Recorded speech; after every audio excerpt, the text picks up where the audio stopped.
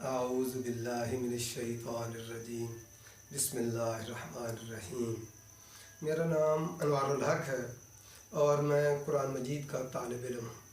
اپنے آپ کو استاد کہتے ہوئے یا ٹیچر کہتے ہوئے مجھے محسوس ہوتا ہے کہ قرآن جو ہے ساری عمر بھی انسان پڑھتا رہے تو جو ہے اس کا مکمل علم جو ہے نہیں حاصل کر سکتا، کیونکہ وہ قرآن اللہ کی کتاب ہے اور اللہ کا کلام ہے۔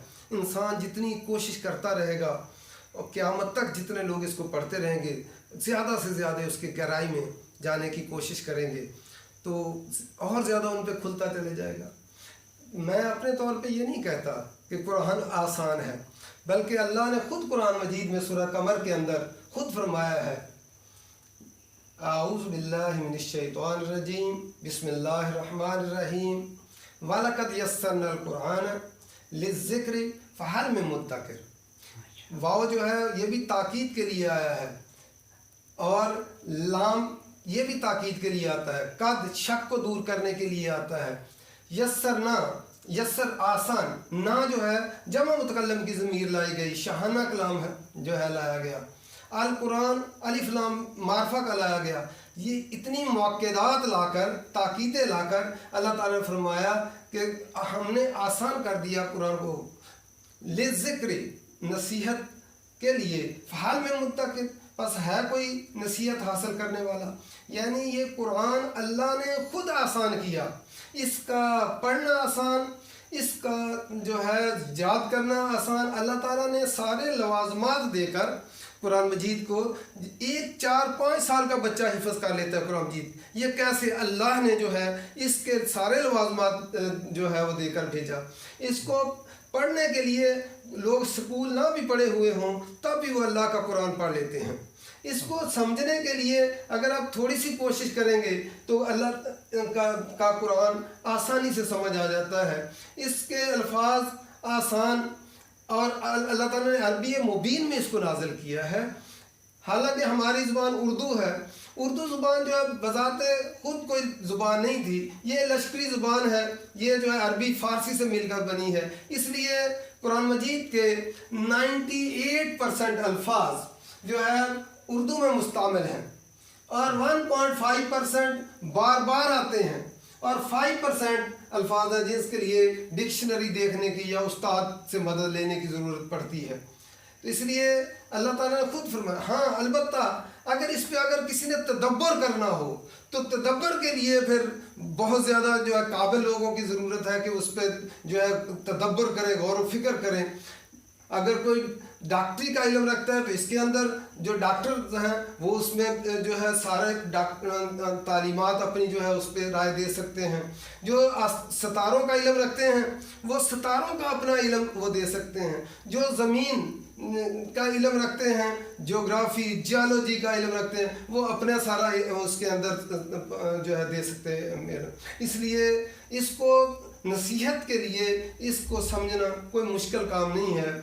اس میں تو اللہ تعالیٰ نے اس طرح رکھا ہے کہ حضرت موسیٰ علیہ السلام کا قصہ اور فرعون کا جو ہے 30 پاروں کے اندر ہی آتا ہے۔ ایک دفعہ آپ نے پڑھ لیا تو بار بار وہ قصہ آپ کو زبانی یاد ہو جائے گا۔ اسی طرح آدم علیہ السلام کا قصہ آپ نے ایک دفعہ پڑھ لیا تو بار بار جب آئے گا تو وہ آپ کو یاد ہو جائے گا۔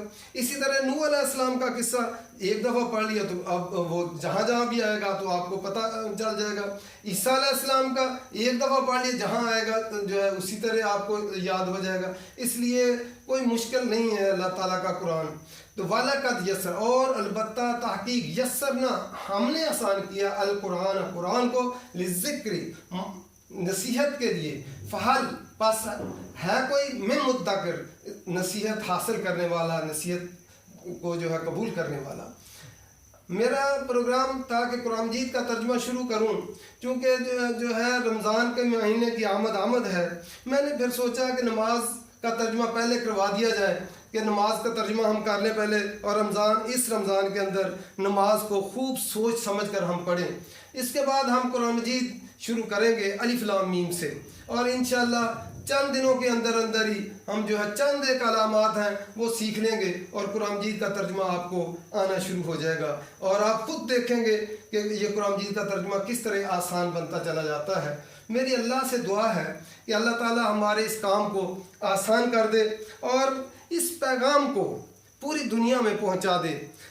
نبی اکرم صلی اللہ علیہ وسلم کا اس دنیا میں اللہ تعالیٰ نے جو آمد کا مقصد کیا بتایا ہے، یتلو علیہم آیاتہ، اللہ تعالیٰ کی جو ہے قرآن، اس کی آیات کی تلاوت کرنا۔ تلاوت کا مسئلہ جو ہے تلایتلو تلون ہوتا ہے کہ ایک آدمی کا دوسرے آدمی کے پیچھے اس طرح چلنا کہ درمیان میں کوئی چیز اجنبی حائل نہ ہو۔ اسی طرح جب تلایتلو تلاوتاً ہوتا ہے تو اس کا مطلب قرآن مجید کو سمجھ کر پڑھنا، اور اس کا ایک ایک لفظ اور ایک ایک حرف کا معنی سمجھ آئے، ایسا نہ ہو کہ وہ سمجھ نہ آئے۔ تو اس لیے نبی اکرم صلی اللہ علیہ وسلم کا اس دنیا کے اندر یہ کام تھا کہ قرآن مجید کو لوگوں تک پہنچائیں۔ نبی اکرم صلی اللہ علیہ وسلم کے چلے جانے کے بعد یہ ذمہ داری ہم پہ ہے، ہم مسلمان جو ہے اس قرآن کو جو ہے پوری دنیا میں جو ہے وہ پہنچائیں۔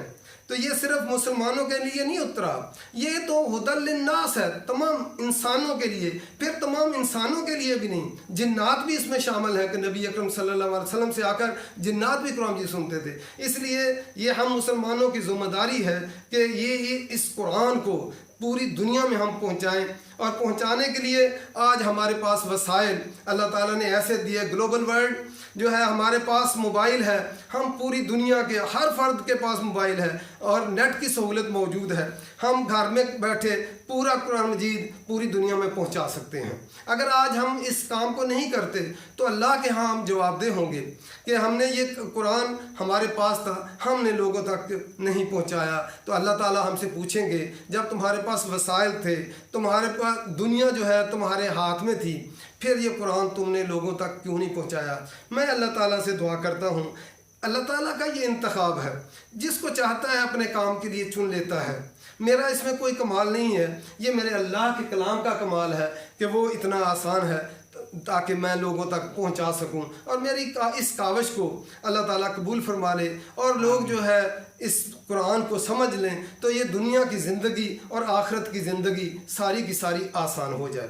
ہم جو دنیا میں کام کرتے ہیں تو تین جو ہے ہوتے ہیں، انسان سمجھتا ہے کہ میرے جو ہے مال کام آئے گا، مال تو مرتے ساتھ ہی ساتھ چھوڑ جاتا ہے۔ پھر سمجھتا ہے آدمی عزیز و اقارب میری اولاد کام آئے گی، اولاد زیادہ سے زیادہ کیا کر سکتی ہے؟ انسان کو دفن کر کے آ سکتی ہے۔ نیک اعمال ہیں، یہ اللہ کا قرآن ہے، یہ آپ کو قبر میں بھی ساتھ دے گا، آپ کو جو ہے پل صراط پہ بھی ساتھ دے گا، اور جو ہے سورہ بقرہ اور سورہ آل عمران وہ دور تک روشنی کرتی چلے جائیں گی، جیسے مدینہ سے عدن کا فاصلہ، اس طرح روشنی کرتی چلی جائیں گی۔ اللہ کا قرآن جو ہے پھر جو ہے جنت میں پہنچائے گا۔ تو یہ سب سے بڑا عمل جو ہے قرآن مجید ہے۔ اگر اللہ تعالیٰ ہماری اس کاوش کو قبول کر لے تو میں اللہ سے دعا گو ہوں کہ میرا اللہ تعالیٰ یہ کام ہم سے لے لے، ورنہ وہ یہ کام کسی اور سے بھی لے سکتا ہے۔ اللہ تعالیٰ نے اپنے کام جو ہے چونٹیوں سے لیے، اللہ تعالیٰ نے اپنا کام پانی سے لیا، اللہ تعالیٰ نے اپنا کام ہوا سے لیا، اپنا کام اللہ تعالیٰ نے جو ہے ایک زلزلے سے لیا، اللہ تعالیٰ نے ایک چنگھاڑ سے لیا۔ تو یہ اللہ کا کلام، اگر اللہ تعالیٰ یہ میری اس کاوش کو قبول فرما لے تو میں اللہ کا بڑا شکر گزار ہوں اور اللہ تعالیٰ کی مدد کا بھی طلبگار ہوں۔ وما علینا الا البلاغ۔